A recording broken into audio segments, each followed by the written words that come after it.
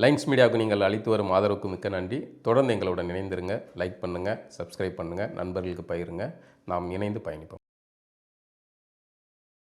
Lines media Tamil உறவுகளுக்கு வணக்கம். இன்றைய அரசியல் கலன் நிகழ்ச்சிக்கு தங்களை அன்போடு வரவேற்கிறேன். நான் வணக்கம்.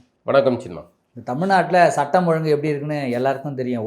ஒரு பிரச்சனை முடிஞ்சாலும் இன்னொரு பிரச்சனை நம்ம பேசிகிட்டே இருக்கிறதா இருக்குது. இப்போ தான் அந்த ஜெயராஜ் பென்னிக்ஸ் வழக்கு முடிஞ்சு அதை தீர்ப்புலாம் அதை பற்றி பேசினோம். இப்போ நேற்று ஆலங்குளத்தில் ஒரு போலீஸ்காரர் இருக்கும், மணிகண்டன்ற ஒரு கல் மனை, அவங்களுக்கும் ஒரு பிரச்சனை ஏதோ வந்திருக்கு. பனையேறி தொழில் செய்வார், அவங்களுக்கும் பிரச்சனை நடந்திருக்கு. இவர் சுட்டாருன்றாங்க, இவர் அடிச்சிருக்காங்க. அதை பார்த்துருப்பீங்க. நேற்று நம்ம உக்கிரமாக அந்த தீர்ப்பு வந்தது. சாத்தாங்குளம் தந்தை மகன் கொலை வழக்கு நீதியரசர் 9 பேருக்கு மரண தண்டனை விதித்த தீர்ப்பு வந்தது. நம்ம அதை தான் கடைசியாக பேசினோம். ரொம்ப உக்கிரமாக இந்த காவலர்களுக்கு லத்தியோடைய அதிகார திமிருக்கு இந்த மாதிரியான தீர்ப்புகள் தேவை. நம்ம மரண தண்டனையே ஏற்றுக்கலைனாலும் கூட இந்த மாதிரியான தீர்ப்புகள் அவசியம். அது ஒரு அச்சத்தை கொடுக்கும் அப்படிங்கிற நமக்கு அங்கே இந்த மாதிரி தீர்ப்பு வந்திருக்கப்போ நம்ம கவனமாக இருக்கணும் அப்படிங்கிற எண்ணம் வரும் அப்படின்னு நம்ம சொல்லி வாயை மூடலை. பார்த்தா அதே நேரம் அங்கே சம்பவம் நடந்திருக்கு. கேமரா ஆஃப் பண்ணாலே அடுத்த சம்பவம் வருது. அப்போ என்னன்னா, இது ஒரு பனையேறும் தொழிலாளி பனை மரத்தில் ஏறுறாரு, அவர் பதனி இறக்குறாரு அல்லது கல் இறக்குறாரு. தமிழ்நாட்டை பொறுத்த வரைக்கும் இங்கே அரசு கவர்மெண்ட் சாரையாவரம் பார்க்கல. அப்படிங்கும்போது இயற்கையாக கிடைக்கக்கூடிய பதநீரோ அல்லது கல்லோ சட்டவிரோதமாக மாறி போகுது. அப்போ பனையேறிகள் அப்படிங்கிறவங்க இன்றைய தேதிக்கு மிகப்பெரிய சட்டவிரோத செயலை செய்யக்கூடியவர்கள் அப்படின்னு அரசு கருது. ஒரு கட்டமைப்பு அரசு ஏன்னா அரசுடைய வியாபாரம் இல்லை. அப்போ கல்லுங்கிறது இயற்கையான பானம், அதில் ஆல்கஹாலுடைய அளவு கூடுது குறையுது, அதெல்லாம் தனி ஆய்வுக்குட்பட்டது. அதை ஒரு அரசை செய்கிறத கூட நம்ம எல்லால ஏற்றுக்க முடியாது. ஆனால் இதோட ஒப்பிடும்போது கல் பரவாயில்ல, இயற்கையான பானம் தான் அப்படிங்கிறத ஏற்றுக்கலாம். நான் மதுவுக்கு எதிரானவன், எந்த வகையான போதைக்கும் எதிரானவன் தான். இப்போ ஒரு தொழிலாளி பனை ஏறுறாரு, அவர் பதனி இறக்குறாரு. அந்த இடத்துல இவர்கள் சோதனைக்காகன்ட்டு மொஃப்டியில் போகிறாங்க. போய் பார்த்துட்டு அங்கே வாக்குவாதம் ஆகுது. அங்கே இருக்கிற குழந்தைங்கிட்ட ஆபாசமாகவும் சாதி ரீதியாக பேசினதாகவும் தகவல் சொல்கிறாங்க. குழந்தைங்க சொல்கிறாங்க, அந்த அம்மா சொல்கிறாங்க.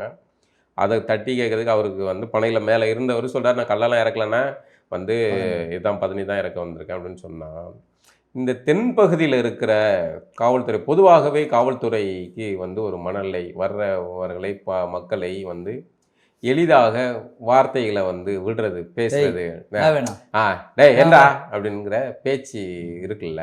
இது தென்பகுதி காவல்துறையில் இருக்கவங்க, குறிப்பாக திருநெல்வேலி பகுதியில் இது கொஞ்சம் உக்கிரமாக தான் இருக்குது. பேச்சு முறைகள் எடுத்த உடனே வசவுகள் பேசுறது அப்படிங்கிற மாதிரிலாம் இருக்குது. அந்த மாதிரியான வார்த்தை பிரயோகத்தை இவர் பயன்படுத்தியிருக்கார், சாதி ரீதியாக பயன்படுத்தியிருக்கார் அப்படின்னோடனே அந்த குழந்தைங்க என்ன அங்கிள் இப்படி பேசுகிறீங்கன்னு. அந்த பிள்ளை என்னென்னா, பொதுவாக தென்பகுதிக்காரங்களுக்கு ஊருக்கு திரும்புறது அது இதில் அவங்க மும்பையில் வேலை பார்க்குற அண்ணனுடைய பிள்ளைங்க போல வந்திருக்காங்க, விடுமுறைக்காக வந்திருக்காங்க.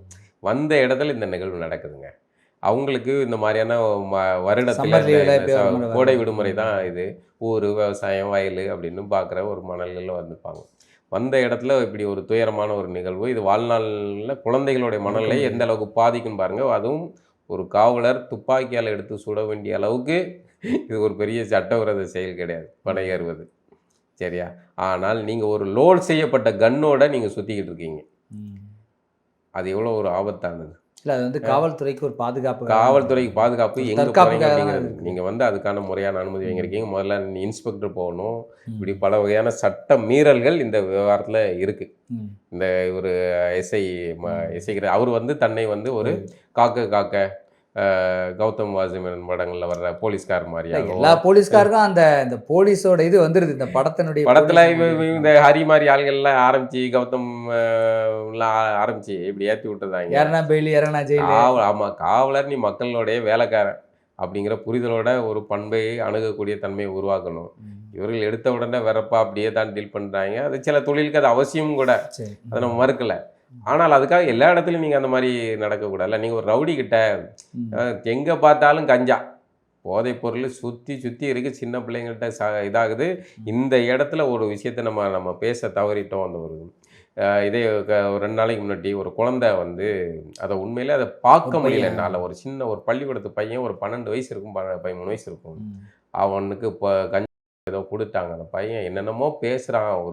ஒரு டிபிக்கல் 100% குடி நோயாளியை மாறின ஒருத்தன் எப்படி பிஹேவ் சுய நினைவே இல்லை. சுயநினைவே இல்லை. எனக்கு பார்க்கும்போது உண்மையை சொல்கிறேன், எனக்கு அழுக வந்துட்டேன். எனக்கு அதை பார்க்க இந்த காணொலியை நான் பார்க்க முடியல, அவ்வளோ பெயின் ஆயிடுச்சு. என்னடா நடக்குது தமிழ்நாட்டில்? இவ்வளோ போதைப் பொருள் சகஜமாக எல்லா இடத்துலையும் இதாக கிடைக்குது. கேட்டால் வந்து சொல்கிறாங்க அதெல்லாம் இப்போ வந்து போயிட்டாங்க அவங்க அட்வான்ஸ். அவங்க வந்து இந்த டாஸ்மாக் இதெல்லாம் கடந்து அது இதுன்ட்டு அவங்க வேற ரகத்துக்கு போயிட்டாங்க. இதில் போதை ஏற மாட்டுக்கிட்டு வேற ரகத்துக்கு போயிட்டாங்க. ரொம்ப சகஜமாக கிடைக்குது அப்படிங்கிறது தான் இதில் ஆபத்தானது. எல்லாருக்குமே உள்ள இருக்கிற மக்கள் எல்லாருக்குமே தெரியல. வீடியோ எடுக்கிறாங்க, நிறைய சேனல்ல வந்து இன்டர்வியூ எடுக்கிறாங்க.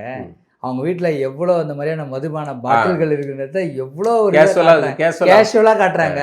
ஒரு குடியை வந்து எவ்வளோ அதுக்கு காரணம் என்னன்னா ஒரு அரசு சாரை வியாபாரம் பண்ணுறது தான், ஒரு அரசு போதைப் பொருளை விற்பது தான் அப்படிங்கிறது முக்கியமானது. போதைப் பொருள் அப்படிங்கிறது ஒரு குற்றச்செயல், அல்லது அது வந்து குடியை கெடுக்கும். அது எல்லா வகையான போதைக்கும் தெரியும். அது வந்து குடும்பத்துக்கு ஆகாதுங்கிறது தான் நம்ம தமிழ் சமூகம் நமக்கு சொல்லி கொடுத்தது. ஆனால் அதை மாற்றி அரசு விற்க ஆரம்பித்த பிறகு டார்கெட் வைக்கிறான். எவ்வளோ விற்கணும், இன்னைக்கு தீபாவளிக்கு இவ்வளோ விற்கணும், பொங்கலுக்கு இவ்வளோ விற்கணும், புத்தாண்டுக்கு இவ்வளோ விற்கணும், டார்கெட் வெக்கமா இல்லை. இது திமுக எவன் ஆட்சிக்கு வந்தாலும் இதே கேவலத்தான் தொடருதுங்க. டார்கெட் வச்சுருக்காங்க. இதுக்கு தான் ஐஏஎஸ் படிச்சுட்டு வந்திருக்கீங்களா? இதுக்கு தான் போலீஸ்காரங்களை ஆயிருக்கீங்களா? டாஸ்மாக் பாதுகாப்பு கொடுக்குறதுக்கு, கள்ளச்சந்தையில் டாஸ்மாக் சரக்கு விற்கப்படுது இப்படின்னு எல்லா வகையிலும் இருக்குது. இந்த மாதிரியான கொடூர செயல்களை செய்யக்கூடியவர்கள் மீது நீங்கள் வந்து ரவுடிகள் அப்படி இப்படின்னு சட்டம் ஒழுங்கு அதை அந்த அளவுக்கு சந்திச்சிருக்குது. அவர்களிடம் காட்ட வேண்டிய வீரத்தை ஒரு பணையேறக்கூடிய தொழிலாளிகளிடம் போய் நீங்கள் காட்டுறீங்க. அதுவும் இல்லாமல் நீங்கள் காவல்துறை வந்து சட்டத்துக்கு புறம்பா துப்பாக்கியை பயன்படுத்துறது, லோட் பண்ணுறது தவறு அப்படின்னு சொன்னபோது சட்டத்துக்கு புறம்பா இருக்கிற கல் இறக்குவது இந்த மாதிரியான தொழிற்களை செய்வதும் தவறு தானே? அதையும் அவங்க செஞ்சிருக்காங்க. அதை உடைக்க வேண்டிய தேவை இருக்கு. சட்டத்துக்கு புறம்பானது இங்க வந்து தடை செய்யப்பட்டிருக்குது. பக்கத்துல கேரளால வித்துக்கிட்டு இருக்கா, அரசு பண்ணிக்கிட்டு இருக்கு. ஏதோ ஒண்ணு அது வந்து முடிவு இருக்கணும், அதுக்கு ஒரு தீர்வு வரணும் இல்ல. ஒருவேளை அதுக்கு அனுமதி இருந்திருந்தால் இந்த சம்பவம் நடந்திருக்காது வாய்ப்பு இருக்காது. இப்ப இந்த சம்பவம் ஏன் நீங்க ஒரு பனை ஏறுபவர் அவர் கல் தான் இறக்க போறாரு, நீங்க எப்படி முடிவுக்கு வர்றீங்க? அவர் பதனி இறக்குறாரு, பால சீவல அப்படின்னு சொல்றாரு, பதனி இறக்குறாரு அப்படின்னு சொன்னா இந்த மாதிரியான மேலிடத்துல இருந்து அவங்களுக்கு வர்றதுக்கான வாய்ப்பு இருக்குல்ல, ப்ரெஷர்ஸ் வருது எங்க அந்த மாதிரிலாம் இருக்குதுங்க. அதுக்கு நீங்க பனையேறி அவங்களுக்கு வருது இல்ல, அதுக்கு பணையேறக்கூடிய தொழிலாளர்கள்ட்ட வந்து உங்க வீரத்தை காட்டுவீங்களா? அதுவும் குழந்தைங்க இருக்காங்கும் போது என்ன மாதிரி நீங்க பேசணும், ஒரு பண்பு வேணும் இல்ல. அந்த பண்பு இல்லாம காவல்துறைனா நீங்க காக்கி யூனிஃபார்ம் போட்டீங்கன்னா என்ன ஆவசுவாசம் பேசுவீங்க, சாதி ரீதியாக யாருனாலும் இழிவுபடுத்துவீங்களா? இதுக்கான உரிமை யார் கொடுத்தா உங்களுக்கு? நீங்க ரவுடி அதிகாரம் தானே, நம்மளால எல்லாமே பண்ண எப்படி? இந்த மனநிலை தான் ஆபத்தான. இந்த மனநிலை தான் சாத்தாங்குளத்தில் வந்து தந்தை மகன் அடித்து கொள்ள வைக்குது, அஜித்தை வந்து காவலாளி அஜித்தை அடித்து கொள்ள வைக்குது. இந்த மனநிலை தான் பல லாக்அப் மரணங்களுக்கு காரணமாக இருக்குது. எங்கேருந்து வருது இது உங்களுக்கு? இந்த அதிகார திமிர் தானே இது, இந்த நமக்கு போட்டிருக்க இந்த உடை அப்படிங்கிற திமிர் தானே இது. இந்த கீழ்நிலையில் வந்து இது ரொம்ப அதிக அளவில் இருக்குது. மேலே படிக்க அது வேறு மாதிரி போகுது. ஆனால் இந்த கீழ்நிலையில் மக்களோட உறவாடக்கூடிய இடத்துல இருக்கவங்கள்ட்ட இது அதிகமாக இருக்குது. இது தென்பகுதியில் இது கூடுதலாகவே இருக்குது. அப்போ இதுக்கு வந்து உடனடியாக இந்த சம்பவம் உடனடியாக வந்து பரவலான ஆர்ப்பாட்டம் கண்டனம்லாம் நடந்த உடனே வழக்கு மட்டும் போட்டுருங்க. நியாயப்படி அவரை வந்து பணியிலேருந்து தூக்கணும் இந்த மாதிரியான நபர்களை. இதை வந்து ஏன்னா இதை தான் வாடிக்கை செய்வாங்க, நான் பெரிய ஆள்ரா அப்படிங்கிற மனநிலை தான் இருக்கும். இது ஆபத்தானது. காவல்துறைக்கு நம்ம நேத்தான் சொன்னோம், காவல்துறைக்கு வந்து மனநலம் சார்ந்த பல பயிற்சிகள் எல்லாமே தேவைப்படுது. அவர்களுடைய பணி சூழல் எல்லாம் ஆபத்தானதாக இருக்குது. பணி நெருக்கடி வந்து அவர்களுக்கு இந்த மாதிரியான மனச்சிதைவுகளை சிக்கல்களை உண்டு பண்ணுது. மேலதிகாரிகளுடைய டார்ச்சரு இப்படின்னு பல வகையான சிக்கல்கள் இருக்குது. அவர்கள் நம்மள மாதிரி மனிதர்கள் தான். ஆனால் அதுக்காக இதெல்லாம் வந்து நம்ம நியாயப்படுத்த முடியாது. இந்த மாதிரியான தாக்குதல் சம்பவம் நடந்திருக்கு. அதில் வந்து என்ன சொல்லுவாங்கன்னா, பதிலுக்கு அவர் அடித்தார் அதனால சுட்டாரு அப்படிங்கிற வழக்கமான என்கவுண்டர் கதைகள் உண்டு. நீங்கள் என்னவா நடந்துக்கிட்டீங்க, மேலே பனைகள்லேருந்து இறங்கி வர்ற ஒருத்தர் வந்து இறங்கி அடிக்க போகிறது, அதெல்லாம் நீங்கள் யூனிஃபார்ம் வந்திருக்கணும், யூனிஃபார்ம்னு வரல. சரி, அப்படியே அவருக்கு காவலர்னு தெரியுது, வந்த உடனே யாரெல்லாம் அடிக்கவே மாட்டாங்க. நீங்கள் என்ன பேசுனீங்க வார்த்தைகள், குழந்தைங்க முன்னாடி என்ன பேசுனீங்க, பெரியவங்க முன்னாடி என்ன பேசியிருக்கீங்க, நீங்கள் வசவுகள் எப்படி பேசியிருக்கீங்க, அதை வச்சு தான் வந்து அந்த எதிர்வினைகள் இருக்கும். அப்படிங்கும்போது வாக்குவாதம் நடக்கத்தான் செய்யும், எதிர்வினைகள் நடக்கத்தான் செய்யும். அது ஆனால் நீங்கள் இந்த இடத்துல குறிக்க வேண்டியது என்னென்னா, ஒரு பனையேறி தொழிலாளியை 2 கால்களையும் சுட்டுருக்காப்புல, கரெக்டாக குறி வச்சு சுட்டுருக்கீங்க. இது வந்து இதில் இல்லை. யதார்த்தமாக நீங்கள் மேலே வானத்தில் ஃபயர் பண்ண வேண்டியது தான் முதன்மையானது. ஆனால் குழந்தைகளை நோக்கி சுட்டுருக்கீங்க. ஒரு தொழிலாளி நீ இனிமேல் எப்படி பண ஏர்வலை பார்ப்போம். இல்லை, இந்த பிரச்சனை வந்து சமூக வலைதளத்தில் நிறைய பேர் என்ன சொல்கிறாங்க, இது வந்து ஒரு சாதி இதனால அடிப்படையில் அது மாதிரி இருக்குன்னு வழக்கம் அதன் அடிப்படையில் ஒரு வழக்கு அது மேலே போட்டிருக்காங்க. அதனால தான் இந்த மாதிரி அவர் பண்ணார், இல்லை அவர் அந்த மாதிரி டைமில் அவர் எந்த உக்கிரத்தில் இருந்தார், எந்த மனநிலை இருந்தாருன்றத நீங்கள் செக் பண்ணணும் அப்படின்னு சொல்லி. இல்லை, பேச்சு வார்த்தை அதில் வந்து சாதி வந்துடுது. அதே சமயம் இன்னொரு கோணத்தை பார்க்க வேண்டியது, இந்த உடுப்புக்குன்னு ஒரு திமிரு இருக்குல்ல, இந்த உடுப்புக்கு திமிரு வந்து அது இந்த சாதியின் அப்படின்னு நீங்கள் குறிக்க முடியாதுங்கிறேன். இது இசைக்கராஜா இடத்துல வேற ஒருத்தரும் இருப்பார், பாலாவும் இருப்பார், குமார் இருப்பார், யாராவும் இருக்கலாம். அவர் அந்த அந்த புத்தி அந்த செயலை தான் பார்க்கணும். இப்போ நம்ம வந்து எப்போ அவர்கள் வந்து இவர் இப்படி பேசினதுனால நம்ம இசைக்கராஜா அதிகார திமிருனால சுட்டு இருக்கலாம் அப்படின்னும் போது நார்மலாக சுடுறது வேற, அவங்கள வந்து வான் பண்ணுறது வேற. அவர் 2 கால்களையும் குறி வச்சு சுட்டதுக்கான காரணம் என்னவா இருக்கும்? பணம் ஏறக்கூடாது. அந்த சாதியுடைய பெயரை சொல்லி திட்டுறதுக்கான நோக்கம் என்னவா இருக்கும்? சாதிய மனநிலை தான், அதான் சாதிய மனநிலை தான். அது இவர்கிட்ட அதிகாரம் இருக்கு, காக்கி உடுப்பு கொடுக்குற அதிகாரம் திமிர் இருக்கு. அதோட சேர்த்து தனக்குள்ள ஒரு சாதிய, அதோட சேர்த்து தனக்குள்ள ஒரு சாதிய மனநிலையும் இருக்கு. இல்லைன்னா இந்த வார்த்தைகள் தேவையில்லை. இந்த வார்த்தைகள் சாதியை சொல்லி எந்த மனிதர்களுமே யாராவது இருக்கட்டுங்க, அவர் சார்ந்த செய்யாது அப்படின்னு சொல்லலாம். நானே சொல்றேன், இசைக்கராஜா சார்ந்த சமூகத்தை கூட நீ அப்படி திட்டக்கூடாதுங்கிறேன். இசைக்கராஜாவுக்கு எவன் உரிமை கொடுத்தான்? அவர் சார்ந்த சமூகத்தை அப்படி திட்டுறதுக்கு எவன் உரிமை கொடுத்தான்? அதானே இது. நீங்க அப்போ நீங்க வேற ஒருத்தர் இந்த மாதிரி சாதி பிரயோகம் வார்த்தைகள் பண்ணும்போது அதை நாம வந்து இசைக்கராஜா நம்ம ஆளுன்னு கடந்து போகக்கூடாது. இசைக்கராஜா எவரா இருந்தாலும் அவரை கண்டிக்க வேண்டியதான். இது இல்லாம இது வந்து வெறும் பணையிடக்கூடிய தொழிலாளி அல்லது அந்த சமூகத்தை சார்ந்தவர்கள் தான் கண்டிக்கணும் அப்படிலாம் இல்லை. ஒரு அநீதி நடக்குன்னா அதை எல்லாரும் கண்டிக்கணும். இந்த மனித உரிமை மீறல் சார்ந்து பேசக்கூடிய அட்டவணை பிரிவினரோ அல்லது என்ஜிஓ அமைப்புகளோ எல்லாரும் சேர்ந்து இந்த அநீதியை கண்டிக்க வேண்டிய தேவை. கூடுதலாக இசைக்கராஜாவுக்கு நம்ம இன்னொரு பொறுப்பு இருக்கு. இசைக்கராஜா சார்ந்த சமூகத்தவர்கள் இசைக்கராஜாவுக்கு இந்த இடத்துல முட்டு கொடுக்க கூடாது. அது மிக முக்கியமானது. இசைக்கராஜா செய்தது அது சொல்றேன். சில பேர் அந்த மாதிரி ஆரம்பிப்பாங்க. சில பேர் ஓகே அவங்களாம் அந்த சைடு போயிட்டாங்களா. குற்றம் நம்ம திரும்ப திரும்ப சொல்றது என்னன்னா, தனிநபர்களுடைய குற்றம். அவனுக்குள்ள சாதி புத்தியே இருக்கலாம், சாதியின் பேராலே அவன் கொலை செஞ்சிருக்கலாம். ஆனால் அதற்காக மொத்த சமூகத்தை நீங்க அப்படி குறிக்காதீங்க. தனிநபர் அதுக்காக அந்த மொத்த சமூகம் அந்த குற்றவாளி பக்கமும் நிற்கவும் கூடாது. நம்ம மொத்த சமூகத்தையும் குற்றவாளி ஆக்காதீங்கன்னு சொல்றது எப்படி சரியோ அதே மாதிரி ஒரு தனிநபர் செஞ்சது யாரு பாதிக்கப்பட்ட அவ்வளவுதான் அந்த பக்கம் இல்லைங்க. அதோட தான் குற்றவாளி இவன் தவறு செஞ்சிருக்கான்னா பாதிக்கப்பட்ட ஒரு பக்கம் நியாயம் இருக்கா, நம்ம இவரை வந்து கண்டிக்க வேண்டும், அவர் ஏன் சாதிக்காரராக இருந்தாலும் கண்டிக்கணும் அப்படிங்கிற அறத்தின்பால் தான் நின்று பேசணும்.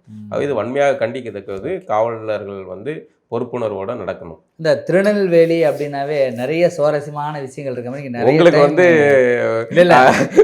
உங்களுக்கு வந்து திருநெல்வேலிக்காரனால வந்து உரண்டை இழுக்கிறதுல இல்லை. திருநெல்வேலினா எனக்கு ரொம்ப பிடிக்கும். 2 டைம் போயிருக்கிறேன். எனக்கு திருநெல்வேலினா உண்மையாகவே எல்லாருக்கும் பயம் இருக்கிற மாதிரி எனக்கு ஏதாவது ஒரு நெருடல் இருக்கும். இப்போ விஜய் அந்த இடத்துல போனார். நிறைய பேர் சொன்னாங்க அங்கெல்லாம் இவ்வளோ கூட்டம்லாம் வராதுங்க, விஜய்லாம் இப்போ தென் மாவட்டத்தில் கூட மாட்டாங்க அப்படின்னு சொன்னாங்க. விஜய் போனார், இன்னைக்கு கூட்டத்தை பார்த்துட்டு என்னடா கூட்டம், திருநெல்வேலியிலும் இப்படி இருக்காங்களா அப்படின்ற மாதிரி நிலைமை வந்துச்சு. அந்த கூட்டத்தை பார்த்துருப்பீங்க. விஜயுடைய பேச்சு எப்படி பார்க்குறீங்க? தொடர்ந்து அவர் திமுகவை விமர்சனம் பண்ணுறாரு. யாருக்கும் போட்டி இல்லை, எனக்கும் திமுக மட்டும்தான் போட்டி. தாவேக்கா விஜய் அந்த விஷயத்துல தெளிவா இருக்காப்புல. நம்ம ஆளுங்க தான் கொஞ்சம் குழம்பி அங்கிட்டு இங்கிட்டுன்னு குழம்பி அடிச்சுக்கிட்டு இருக்காங்க. விஜய் தனக்கான எதிரி யாருன்னு ஃபிக்ஸ் பண்றாப்புல. நம்ம ஆளுங்க தான் எதிரி யாருன்னு தெரியாம மாத்தி பண்றாங்க, அங்கிட்டு இங்கிட்டுன்னு அடிச்சுக்கிட்டு இருக்காங்க. அது அவசியம் இல்லாது. நமக்கு எதிரி வந்து திமுக ஆட்சியை அப்புறப்படுத்த வேண்டியது அவசியமானது. இன்னொரு முறை அடுத்த 5 ஆண்டுகள் திமுக ஆட்சிக்கு வந்தால் தமிழ்நாட்டுடைய நிலை வந்து மிகவும் ஏற்கனவே பரிதாபகரமா இருக்கு. அடுத்து மிகவும் துயரமானதாக மாறிவிடும் அப்படிங்கிற அச்சம் எல்லாருக்கும் இருக்கு. ஆகவே எதிரி யாருங்கிறத ஃபிக்ஸ் பண்ண வேண்டியது அவசியம். விஜய் வந்து அதை அவருடைய எதிரியை அவரும் ஃபிக்ஸ் பண்றார். விஜயோடைய அரசியல் மீது நமக்கு விமர்சனம் இருந்தாலும் விஜய் பின்னாடி திரள்ற கூட்டத்தை பார்க்கும்போது ரொம்ப துயரமா இருக்கு. அதுவும் வந்து நீங்க வேற வந்து திருநெல்வேலிக்காரன்னு சொல்லி வேற வந்து இது பண்ணி நீங்க உற்சாகமா இது பண்ணிட்டீங்க.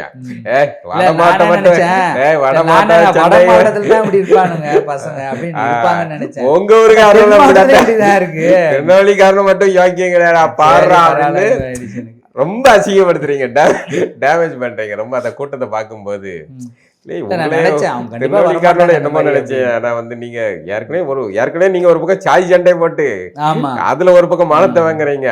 அந்த மானத்தை வாங்குறதுக்கான விஜய் பின்னாடி போய் சேர்ந்து கூட்டத்துல கரூர்ல பாக்குறீங்கல்ல எவ்வளவு சொல்றோம். இப்படி கூட்டம் சேராதீங்க. இடைவெளி கூட இல்லாத அளவுக்கு ஒருத்தர் அலை மாதிரி ஒருத்தர் மேல ஒருத்தர் சாஞ்சி ஒருத்தர் கால் தடக்கி சாஞ்சாங்கன்னா மொத்த பேரும் சரியணும். கூட்டத்துல ஒரு பெண்ணு மாட்டிக்கிட்டாங்க. அவங்க தன்னை மீறி அழுகுறாங்க. தான் அழுகுறத வெளியில சொல்றது கூட அவங்களால முடியல. அவங்களால காத்து வரல, ஒண்ணுமே முடியல. ஆனா அவங்க ஏறக்குறைய 2 மணி நேரத்துக்கு மேல நின்று இருக்காங்க அந்த இடத்துல. இல்ல அதுதான் இப்ப இந்த இடத்துல நம்ம விஜய் எப்படி குற்றம் சொல்ல முடியும்? இந்த முட்டா பாய உலையில தான் சொல்லணும். நீ முட்டாளாய் இருக்கிற, உனக்கு எதுக்கு போக வேண்டிய தேவை இருக்கு? 3 மணி நேரம் காத்து கிடந்து போய் நிற்குன்னு அந்தால மூச்சு வாங்கி செத்து போவ. இதான் நடக்கும். கரூரில் பார்த்த பிறகும் திருந்தாத பயவில் இல்லை, என்ன பண்ணுறது நம்ம?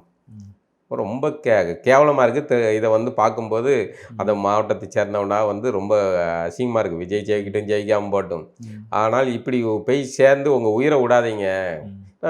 இளைஞர்கள் அதிகமா விஜய் பக்கம் சேர்ந்துட்டாங்க, அந்த பக்கம் இருக்காங்க அப்படின்றது பரவலா தெரியுது. கூட்டங்கள் நிறைய பார்க்க தெரியுது. அதெல்லாம் ஓட்டா அது அப்படி எடுத்துக்கிட்டது எப்படின்னா, இவ்வளோ பேரும் நம்ம கூட தான் இருக்கான், இவ்வளோ நாள் இருந்திருக்கான், நம்ம கூட தான் இருந்திருக்கான், அதை தெரியப்படுத்திருக்காரு. ஆமாம். இப்போ இந்த ஜாம்பி படங்கள் எல்லாம் வந்து காட்டுவாங்க, திடீர்னு எவனோ ஒருத்தன் கடிச்சோன்னா இப்போ மொத்த பேரும் கடிச்சு எல்லா பேரும் ஜாம்பியாக மாறி விரட்டுவாங்க. அது மாதிரி இது வந்து இவ்வளோ பேர் நம்ம கூட தான் இருந்திருக்காங்க. இவங்க இவ்வளோ பேரும் அரசியல் ரீதியான ஒரு தெளிவில்லாத ஒரு பெரும் கூட்டத்தை உருவாக்கியிருக்கு. இந்த திராவிடம் உருவாக்கியிருக்காங்க. பிள்ளைங்கள வந்து ஒரு திரை கவர்ச்சியோட திரைப்படத்தை பார்த்ததோட முடிச்சுக்கணும், அங்கே தலைவனை தேடக்கூடாதுங்கிற உங்களுக்கு அரசியல் தெரியல. நீங்கள் சொல்கிறீங்க, விஜய் சொல்கிறாரு தேவையில்லாத கட்சிகளுக்கு ஓட்டை போட்டு ஓட்டை வேஸ்ட் பண்ணிடாதீங்க, நம்மளுடைய டார்கெட் எதிரியே திமுக தான், அவங்கள நம்ம ஒழிச்சே ஆகணும், அதனால் உங்கள் ஓட்டை விசில் சின்னத்தில் போடுங்க அப்படின்னு சொல்லிட்டாங்க. இவ்வளோ இளைஞர்கள் பட்டாடம் திமுகவை ஒழிக்கிறது அதெல்லாம் சரிதான், மகிழ்ச்சி தான். ஆனால் உங்கள் பின்னாடி ஒரு திரை பிம்பத்தை நம்பி இவ்வளவு ஒரு கூட்டம் சேர்றதுங்கிறது உள்ளபடியே ஆரம்பத்துல இருந்து சொல்லிட்டு ஆட்சி கொடுக்குறேன், நானும் இயற்கை வளத்தை பேணிக்காக சொல்றாரு. பிஜேபி கார் கூப்பிடுறாங்க, அதிமுக கூப்பிட்டாங்க, அவங்க கூட சேர்ந்து அவங்களுடைய மோட்டோம் என்னன்னா திமுகவை அழிக்கணும்னு தான் சொன்னாங்க. அது கூட விஜய் சேர்த்தாங்க. ஆனால் விஜய் நான் ஏன் போய் அவங்க கூட ஒழிக்கணும், நான் தனியாகவே அழிக்கிறேன் அப்படின்னு அவர் தனியாகவே நிற்கிறாரு. இந்த அஜெண்டாவோட எல்லாருமே தனித்தனியாக நிற்கிறாங்க.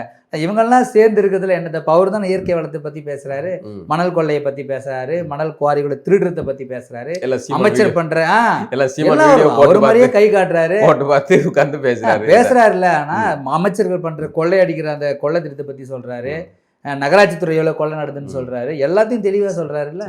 இந்த ஆலங்குளம் சம்பவத்தை பத்தி பேசுறாரா? கவின் படுகொலை பத்தி பேசுறாரா? இல்ல ஏன் ஆலங்குளம் சம்பவத்தை பத்தி பேசுறதுல என்ன விஜய் இல்ல? இந்த மாதிரியான சம்பவங்களை நிறைய பேர் கேட்குறாங்க, ஏன் வந்து விஜய் வந்து இந்த சம்பவத்தெல்லாம் பேச மாட்டேங்கிறாரு அப்படின்னு. ஒருவேளை பேசி இதுக்கு எதிராக சட்டத்தை கொண்டு வந்துட்டா இவங்க யாரும் ஓட்டு போடாம நினைச்சுக்கிட்டு ஒருவேளை ஜெயிச்சதுக்கு அப்புறம் நம்ம சட்டத்தை கொண்டு வரலான்னு இருக்காரு. டைரக்டா நாற்காலில் உட்காந்துட்டு அதுக்கப்புறம் தான் எல்லாம் செய்வீங்க நீங்க அப்படின்னு. இல்ல, இது ஒரு அப்படி இல்லை. அவர் வந்து ஒரு தெளிவாக இருக்கார். இந்த மாதிரியான சென்சிட்டிவான விஷயங்களில் எந்த நிலைப்பாடு எடுக்கக்கூடாது, தலையிடக்கூடாது. இதான் இந்த சினிமா வியாபாரிகளுக்கும் இதுக்குமான விஷயம். சினிமா பிரச்சனையை மட்டும் நம்ம பேசுவோம், பொதுவான அரசியல் சாதி ரீதியான மத ரீதியான பிரச்சனைகள் நம்ம தலையிடக்கூடாது. சமூகத்தில் இருக்கிற சீர்கேடுகளை பேசுறதுக்கான எல்லா விஷயங்களையும் வந்து நேரடியாக விமர்சிக்கக்கூடிய, அதை ஏற்றுக்கிட்டு ஒரு மக்களை தயார்படுறாங்கல்ல, அதுதான் சரியானதாக இருக்கும். இந்த மாதிரியான போலி மூலாம் பூசி நடிக்கிறது இல்லை. அது திரையிலையும் அரசியலையும் நடிக்க தான் செய்வாங்க. இது ஆபத்தானது. விஜய் வந்து நாளைக்கு ஆட்சிக்கு வந்த பிறகு சட்டம் ஒழுங்கு என்ன லட்சத்தில் இருக்குங்கிறதையும் பார்க்க தான் போகிறோம். அப்படி ஒன்று நடந்தால் அந்த ஒரு சந்தேகத்துக்காக கேட்குறேன். நிறைய சமூக வலைதளங்களில் நிறைய அந்த பின்னோட்டங்கள் நிறைய பேர் டைப் பண்ணுறாங்க. நான் நிறைய அந்த மாதிரி தரவுகளை எடுத்து வச்சுருக்கேன். அது என்னென்னா, அன்னைக்கு பாண்டிச்சேரியில் கூட ஒரு பையன் டிவிக்கேன்னு கத்திட்டு போகும்போது சீமானவர்கள் வந்து அது கேட்டார். அது ஒரு பிரச்சனையாகி அந்த பையனை அடிக்கிறதுக்கு எல்லாம் செஞ்சாங்க. ஆனால் ஒரு அறிவு சார்ந்து இயற்கை சார்ந்து இருக்கிற ஒரு கூட்டம் சீமான் பின்னாடி நிறைய இருக்குது. அதை மாற்று கருத்தில் அவங்களுடைய அரசியல் எனக்கு பிடிச்சிருக்கு எல்லாம் நிறைய பேர் சொல்கிறாங்க. டாக்டர் ஷர்மிளா அவர்கள் வந்து ஒரு தொலைக்காட்சியில் பேசும்போது சீமானுடைய அரசியல் எனக்கு ரொம்ப பிடிச்சிருக்கு, ஆனால் அதெல்லாம் சாத்தியமாக இல்லைன்னு எனக்கு தெரியலன்னு சொன்னாங்க. அது பதிலடி கொடுப்பாங்க.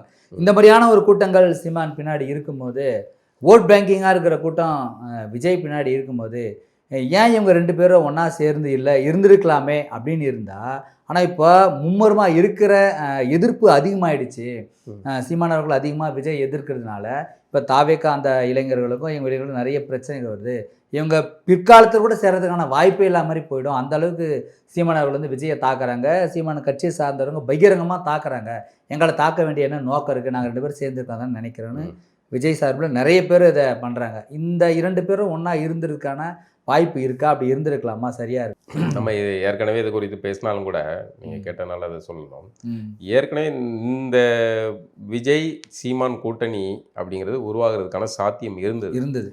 அதை கெடுத்தவர் விஜய் அப்படிங்கும்போது நீங்கள் இதில் சீமானை குற்றம் சொல்ல முடியாது. அடுத்தது திமுகவின் எதிரியாக விஜய் வந்து தன்னை கட்டமைச்சுக்கிறார். இந்த இடத்துல இந்த விஜயை போகிற போக்கில் நாம் தமிழர் தம்பிகளோ இல்லை சீமானவர்களோ வந்து விமர்சிக்கிறது வந்து அது மட்டும் தனியாக பேசுபொருளாக மாறுது. அவர்கள் திமுக அரசு விமர்சிக்கிறார்கள், பாஜக விமர்சிக்கிறாங்க, காங்கிரஸ் விமர்சிக்கிறாங்க, எல்லாரையும். ஆனால் இந்த தாவேக்கா கட்சிக்காரங்க யாரும் வந்து பொது வெளியில் போய் இது மாதிரி பேசுனதில்லை. ஆனால் நாம் தமிழில் நிறைய பேர் இந்த மாதிரிலாம் போய் பேசல. இப்போ என்னன்னா தாவேகா புது கட்சி வர்றாங்க, அதுக்காக அவர்களை விமர்சிக்க கூடாதுன்னு நீங்கள் சொல்ல முடியாதுல்ல. ஓகே. இப்போ அவங்களோட செயல்பாடு விஜய் பின்னாடி இவ்வளோ பேர் வர்றாங்க, கிறுக்குத்தனமாக போய் காருக்குள்ளே உள்றான், கார் மேலே ஏறுறான், இதெல்லாம் நடக்கும்போது ஒரு விமர்சிக்க வேண்டிய சமூக பார்வையோடு இருக்கும்போது சுட்டி காட்டுங்க. விமர்சிக்க வேண்டிய தேவை இருக்குது. அந்த விமர்சனமே உங்களுக்கு வந்து எதிர்ப்பாக மாறுது, உங்களுக்கு எரிச்சலை ஊட்டுது. ஏன்னா நீங்கள் அரசியல் ரீதியாக இல்லைல்ல. அரசியல் ரீதியாக இருந்தால் நீங்கள் ஏன் போய் காருக்குள்ளே போய் உள்ள போகிறீங்க, ஏன் வந்து கூட்டத்தில் மாட்டி சாக போகிறீங்க? அப்போ இதை வந்து அரசியல் ரீதியாக பார்வை உள்ளவர்கள் வந்து விமர்சிக்கத்தான் செய்வாங்க. அவங்க பலரும் விமர்சிக்கத்தான் செய்வாங்க. அது அவங்களுக்கு பிடிக்கிறது இல்லை. அந்த அடிப்படையில் தான் நீங்கள் சொல்கிறதா இருக்குது. ஆனால் இப்போதைக்கு நம்ம வந்து விஜயை பெரிய பொருட்டாக எடுத்துக்க வேண்டியதில்லை. ஏன்னா விஜய் உங்களை பொருட்டாக எடுத்துக்கல. ஆமாம். நீங்கள் ஏன் விஜய்க்கு முக்கியத்துவம் கொடுத்துக்கிட்டு இருக்கீங்க அப்படிங்கிற ஒன்று இருக்குது. இன்னொன்று, விஜயை விமர்சிப்பதனால கூடுதலாக வந்து ரெண்டும் லைம் லைட்டில் விவாத பொருளாக மாறுது, அதுக்காக இதை பண்ணுறாங்களான்னு நமக்கு தெரில.